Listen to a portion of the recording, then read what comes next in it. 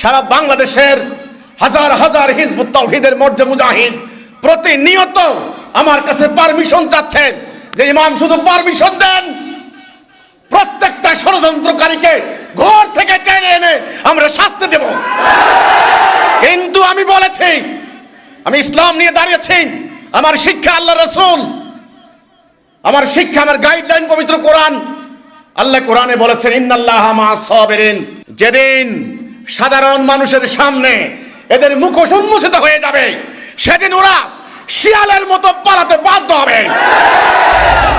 আমাদের প্রচার টিম যখন শহরে, নগরে, বন্দরে, রাস্তাঘাটে, পথে প্রান্তরে সাধারণ ধর্মপ্রাণ মানুষের মাঝে আল্লাহর দেওয়া প্রকৃত ইসলামের শিক্ষা সম্বলিত হ্যান্ডবিল, পুস্তিকা, বই, পত্রিকা ইত্যাদি নিয়ে যখন তারা কাজ করতে চায়, এই কাজ করাটা তাদের, আপনি বলতে পারেন একদিকে বাংলাদেশের নাগরিক হিসেবে একটা শাসনতান্ত্রিক অধিকার, আরেকদিকে তাদের একটা মানবাধিকার, তাদের ধর্মীয় অধিকার। আমরা গত এক মাসে অন্তত 10টা হামলার ঘটনা আমাদের কাছে ভিডিও এসেছে, রেকর্ড এসেছে। ফরিদপুরে সেখানে মাদ্রাসার সামনে দিয়ে যাওয়ার সময় না, প্রথমে কি করে, বাজারে যখন শুরু করে আমাদের লোকেরা পত্রিকা বিক্রি বা বই বিক্রি, সঙ্গে সঙ্গে ওদের চর আছে, একজন দৌড়ে গিয়ে হুজুরের কাছে খবর দেয়, হুজুর হিজবুত তাওহীদ এসেছে। কোনো কথা নাই। এবার হুজুরে কি করে, মাদ্রাসা ক্লাসে পোলাপাইন মাদ্রাসা লেখাপড়া করতে যায়, ওদেরকে পৌঁছায় যায় যে এই বাজারে একদল খ্রিস্টান নামছে মানুষের ঈমান নষ্ট করার জন্য, এদেরকে ধরতে হবে, তোমরা সবাই বেরিয়ে আসো। এবার হই হই রই রই করে বেরিয়ে আসে। বেরিয়ে এসে কি করে, স্টাইলটা খেয়াল করেন, বেরিয়ে এসে কি করে, বেরিয়ে এসে বাজারের মানুষ আমাদের দেশের মানুষ বলে হাটগো মানুষ, মানে বাজারের লোক, এরা আসলে কোনো লেখাপড়াও করে নাই, অনেকে কিছু জানেও না আপনার সম্পর্কে, কিছুই না। স্থানীয় হুজুরকে চিনে, মসজিদের খতিবকে চিনে বা মাদ্রাসার মোহতামিমকে চিনে, তাদের এলাকা তারা চিনবে, স্বাভাবিক কথা। কি হয়েছে হুজুর, কি হয়েছে হুজুর? কয় এদেরকে ধরো, এরা নাস্তিক, এরা খ্রিস্টান, এরা কাফের, এরা ইসলামের বিরুদ্ধে দাঁড়াইছে, মানুষের ঈমান নষ্ট করতে আইছে আমাদের বাজারে। এগুলা এনজিওর বিভিন্ন ধরনের সংগঠন নামছে। এই এনজিও এইগুলা টাকার বিনিময়, ইহুদিদের টাকা খেয়ে এই সারা বাংলাদেশের মানুষের ঈমান নষ্ট করতে নামছে, এদেরকে ধরো। সাধারণ মানুষ তো নামাজ পড়ুক আর না পড়ুক, কোরআন শরীফের জীবনে কোরআন শরীফ ধরেও নাই, কোরআন শরীফের পাতায় কি লেখা আছে জানেও না, এমন মানুষের অভাব আছে নাকি? কিন্তু তারা আল্লাহরে বিশ্বাস করে, রাসূলকে বিশ্বাস করে। তাই নাকি হুজুর? তাহলে ধর শালারে, মার শালারে। আমি আপনাদেরকে ভিডিও দেখাবো কয়েকটা। ফরিদপুরে মাদ্রাসার সামনে, এটা গতকালকে, কাপাসিয়া বর্মি বাজারে, সেখানে একটা এতিমখানা কাম মাদ্রাসা, সেম ঘটনা। এই বাজারে আমাদের লোকেরা পত্রিকা বিক্রি করতেছে, হঠাৎ করে এসে, আমি আপনাদেরকে ভিডিও দেখাবো, আমার কাছে ভিডিও আছে, হঠাৎ করে এসে এরা হামলা চালাইলো আমাদের লোকদের উপরে। কয়েকজন আহত হলো, হাসপাতালে ভর্তি হলো কয়েকজন। এইভাবে হামলা গত এক মাসে অন্তত 10টা করেছে। বরিশালে সন্ধ্যার পরে একটা সমাবেশ ছিল, সমাবেশে 3টা মসজিদ থেকে মাইকে একসঙ্গে প্রচার চালাইছে কি, এখানে খ্রিস্টানরা এনজিওর কাজ করতেছে, আপনারা যার যা কিছু আছে নিয়ে বাইর হন। আল্লাহ রহম করছে, স্থানীয় কিছু জনপ্রতিনিধি, সাংবাদিক আমাদের সম্পর্কে জানেন, তারা বলছে এই আপনারা কিসের খ্রিস্টান, কিসের এনজিও, মিথ্যা কথা বলেন কেন, এটা হিজবুত তাওহীদ। তারা তাদের আলোচনা করতে আসছে, তাদের কিছু কর্মী আছে এখানে। রংপুরে আমাদের কিছু মেয়ে পত্রিকা বিক্রি করার জন্য গিয়েছে, মাইকে ঘোষণা দিল কি, এই এত এলাকায় কাদিয়ানি নামছে, খ্রিস্টান নামছে, আপনারা যার যা কিছু আছে বেরিয়ে আসেন। সেখানে মেয়েরা সাহসিকতার সঙ্গে দাঁড়িয়েছে, না হলে সেখানে মার্ডার হয়ে যেত গা। শত শত নারী পুরুষ ওদেরকে ঘেরাও দিয়েছে। পরে পুলিশ তাৎক্ষণিকভাবে আসার পরে দেখলো যে হিজবুত তাওহীদ, আমার ছবি, ইমামুজ্জামানের ফটো ইত্যাদি। তাহলে তোমরা যে এই যে বলো খ্রিস্টান, কাদিয়ানি, নাস্তিক, এই যে কথা বলে বলে মাদ্রাসার স্টুডেন্টদেরকে তোমরা লেলিয়ে দিচ্ছ, এই লাইসেন্স তোমাদেরকে কে দিয়েছে? সাধারণ ধর্মপ্রাণ মানুষ মাদ্রাসাতে পাঠায়, তাদের ছেলে সন্তানকে মাদ্রাসা পাঠায়, কোরআন শিখবে, হাদিস শিখবে, কোরআনের শিক্ষায় তারা শিক্ষিত হবে, কোরআনের আলোয় আলোকিত হবে, তারা শিক্ষিত হবে, ভদ্র হবে, এই না কথা ছিল? এখন মাদ্রাসা থেকে বেরিয়ে এসে আমাদের বিক্রয় কর্মীদের উপর হামলা চালানো হচ্ছে। এই গত বর্মি বাজারে গতকালকে কয়েকজন আহত হয়েছে, প্রায় 12 জনের মতো। এই ধরনের হামলার শিকার হয়ে যদি সেখানে কয়েকটা লোক মার্ডার হইতো, আজকে মামলা হইতো, মামলায় কয়েকশো লোক আসামি হইতো, হইতো কি না? যেই লোকটা উস্কানি দিয়েছে দেখবেন ও হচ্ছে শয়তান বা ইবলিস, ও কিন্তু পালিয়েছে, ও আর নাই। এখন যখন থানায় মামলা হয়েছে, এইবার তারা গিয়ে থানায় বলে আমরা ছিলাম না, আমরা জানি না, আমরা কিছুই জানি না। কিন্তু আমাদের কাছে তো ভিডিও আছে। এই যে হামলাগুলি চালানো হচ্ছে হিজবুত তাওহীদের উপরে, আমি তাদেরকে পরিষ্কার করে আজকে জুমার দিনে পরিষ্কার করে বলে দিতে চাই, মানুষের ইমানকে আপনারা হাইজ্যাক করবেন না, মানুষের ইমানকে হাইজ্যাক করবেন না। মানুষ আল্লাহ রাসূলের কথা শোনার জন্য ওয়াজ মাহফিলে যায়, সেখানে আপনারা ইসলামের বয়ান করবেন, কোরআনের বয়ান করবেন, মানুষদেরকে আল্লাহ রাসূলের কথা বলবেন। তা না করে আপনারা করেন কি? আপনারা আপনাদের প্রতিপক্ষ শক্তির বিরুদ্ধে, প্রতিপক্ষ দলের বিরুদ্ধে, ওনারা আবার রাজনীতি করে, আবার বিভিন্ন বক্তা ইদানিং রাজনীতি করে, দেখবেন তাদের বিরুদ্ধে নাস্তিক, কাফের, নারে তাকবীর, আল্লাহু আকবার ইত্যাদি বলে বলে স্লোগান দিয়ে উস্কানি দিচ্ছেন, মিথ্যা কথা বলছেন। মানুষ জুমার নামাজ পড়ার জন্য সপ্তাহে একদিন জুমার নামাজে যায়, জুমার নামাজে দাঁড়িয়ে খতিবরা যখন মিথ্যা কথা বলেন, তখন কি মিথ্যা কথা বলেছে আমাদের কাছে রেকর্ড আছে। নরসিংদীতে সেখানে আমার একটা সমাবেশ হওয়ার কথা ছিল, ইটাখোলা, জায়গাটার নাম ইটাখোলা। ইটাখোলা জামে মসজিদে জুমার দিনে কি বক্তব্য দিয়েছে, যদি সময় থাকে আমি আপনাদেরকে দেখাবো। এমন এমন মিথ্যা কথা আপনারা জুমার দিনে দাঁড়িয়ে, খুতবার মতো জায়গায় দাঁড়িয়ে আপনারা বলতে পারেন না, মানুষের ইমানকে হাইজ্যাক করতে পারেন না। তারপরে সাধারণ মানুষ সওয়াবের জন্য 5টা সন্তান থাকলে একটা সন্তানকে মাদ্রাসা পাঠায়। আমি বহু আমাদের আশেপাশের ময় মুরব্বীর কাছ থেকে শুনেছি, বলছে 4টা বাচ্চাকে আমি স্কুল কলেজ দিয়েছি, একটা সন্তানকে আমি মাদ্রাসা দেব, হাসরের দিন আলেম হিসাবে আমাকে জান্নাতে নেবে। এটা কতটুকু সত্য কতটুকু মিথ্যা এটা নিয়ে আমি পরে কথা বলবো। তাদের একটা বিশ্বাস, মাদ্রাসায় পড়াইলে সব হবে, কোরআন হাদিস শিখবে ইত্যাদি ইত্যাদি। ঠিক আছে, ভালো কথা, মাদ্রাসা পাঠাচ্ছেন, সেই মাদ্রাসা ছেলেদেরকে মিথ্যা কথা বলে এইভাবে উস্কানি দিয়ে মাদ্রাসা থেকে বের করে এনে আপনারা রাস্তাঘাটে হামলা করাচ্ছেন, আক্রমণ করাচ্ছেন, তাদের ইমান হাইজ্যাক হচ্ছে না? আমরা এই পর্যন্ত কয়েকটা মাদ্রাসা থেকে আক্রমণের শিকার হয়েছি। আমি আজকে পরিষ্কার করে বলবো, আপনারা এই ধরনের ষড়যন্ত্র থেকে নিবৃত্ত হন, এই ধরনের মিথ্যাচার প্রপাগান্ডা থেকে নিবৃত্ত হন। গতকালকে আশুলিয়ায় উনি একজন ব্যবসায়ী, উনি মাদ্রাসায় ব্যাকগ্রাউন্ড, দাঁড়িয়ে আছে, লম্বা ভিডিও আছে আমার কাছে, হামলা চালিয়ে বসেছে আমাদের একদল লোকের উপরে।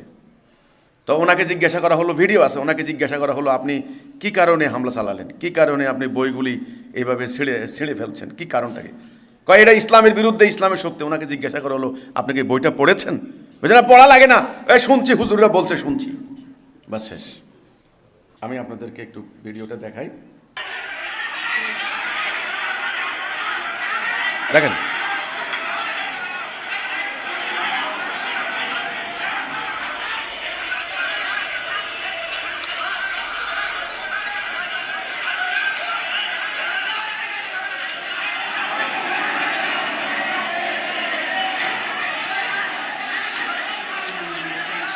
ওরা যে সমস্ত সন্ত্রাসের পথ বেছে নিয়েছে, আমি ওদের মতো সন্ত্রাসের পথ বেছে নিতে পারি না।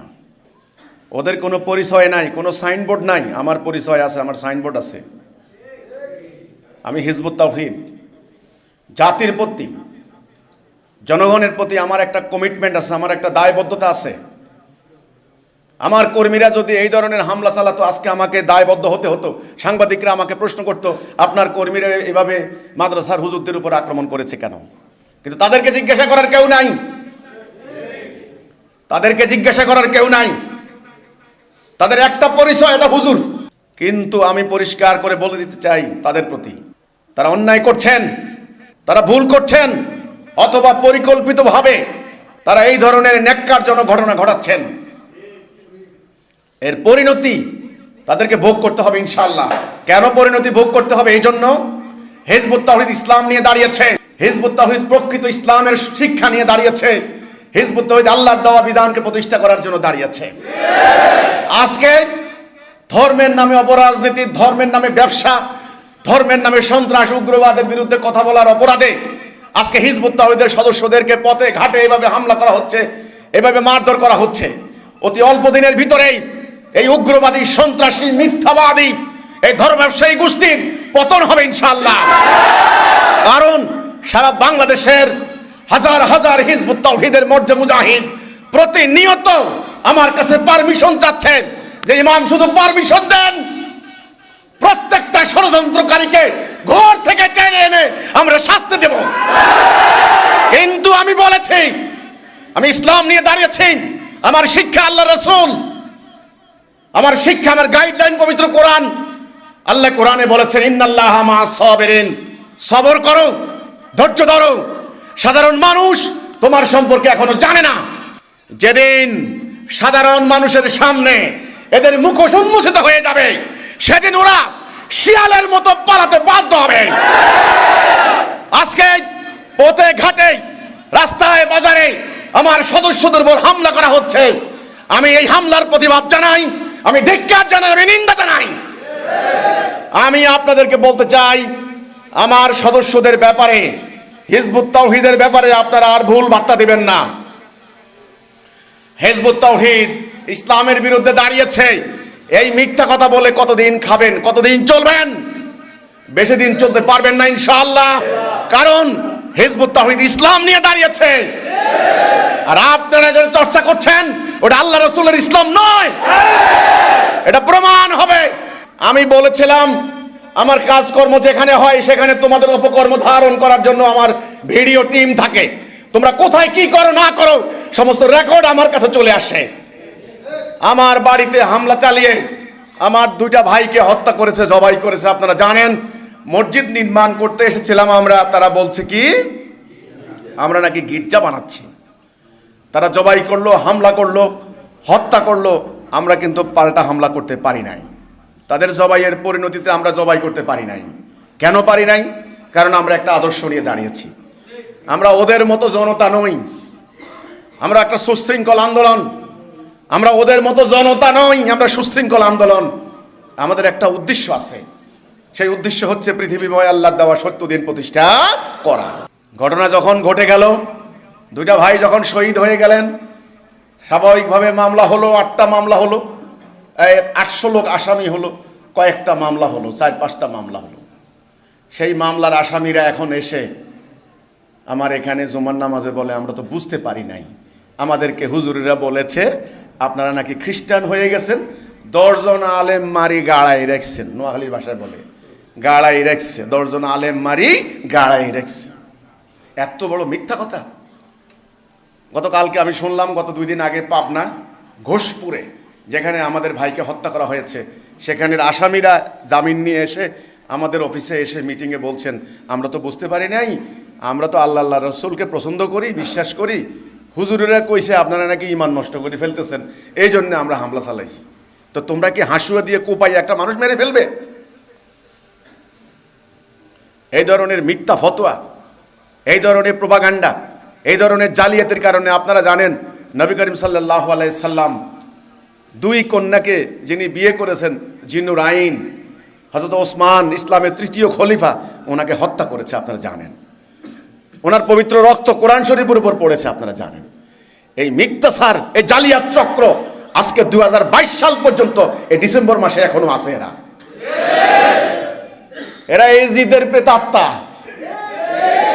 এজিদের প্রেতাত্মা, এজিদের বাহিনী যেমন ইমাম হুসাইনকে হত্যা করে মাথা নিয়ে দরবারে হাজির করেছে, সেই এজিদের প্রেতাত্মা এখনো আছে। তো এরা পরাজিত হবে ইনশাআল্লাহ। আপনারা যারা আজকে এখানে এসেছেন, আপনাদের জন্য জ্ঞাতার্থে আমি বলতে চাই, আপনাদেরকে একটু অবহিত করলাম যে এরা সারা বাংলাদেশে আমাদের লোকদের উপর এই যে হামলা করছে, এই যে আক্রমণ করছে, এর একটা ফলাফল আছে ইনশাআল্লাহ। আমরা কি হচ্ছি? আমরা সমৃদ্ধ হচ্ছি, আমরা শক্ত হচ্ছি, আমরা দৃঢ় হচ্ছি। আমাদের সিদ্ধান্ত নিতে সুবিধা হবে, আমাদের প্রতিশোধ নেওয়াটা হবে ন্যায়সঙ্গত। একথা বলতে পারবেন না যে আমরা অন্যায়ভাবে কাউকে মেরেছি। আমাদের প্রতিশোধ নেওয়া হবে কি ন্যায়সঙ্গত। আল্লাহ আমাদেরকে পারমিশন দেবেন ইনশাআল্লাহ। আল্লাহ কখন পারমিশন দেন? যখন পারমিশন দেন তখন দেখবেন মুমিনরা যখন জমিনে বেরিয়ে পড়বে, পালাতে পারবে না তোমরা ইনশাআল্লাহ। তোমরা জানো না আল্লাহর মুমিনদের অভিযান কিরকম হয়। তোমরা জানো না ইসলামের বিজয় কেমন হয়, তোমরা দেখো নাই। তোমরা জানো না আল্লাহর মালায়েকরা মুমিনদের সাহায্যে যখন জমিনে আসে তখন এক একটা মুমিন কি হয়, তোমরা জানো না। আমরা তাদেরকে পাল্টা আক্রমণের কোনো পারমিশন দেই নাই, এই জন্য ওরা দাঁড়িয়ে দাঁড়িয়ে মার খায়। মনে রাখিও, বাতাস যার হুকুমে ঘুম পাড়িয়ে দেয়, সেই বাতাস আল্লাহর হুকুমে দুনিয়াকে লন্ডভন্ড করে দিতে পারে। এই কথাটা শুধু মনে রাখিও তোমরা, বাস, আর কিছু বলবো না।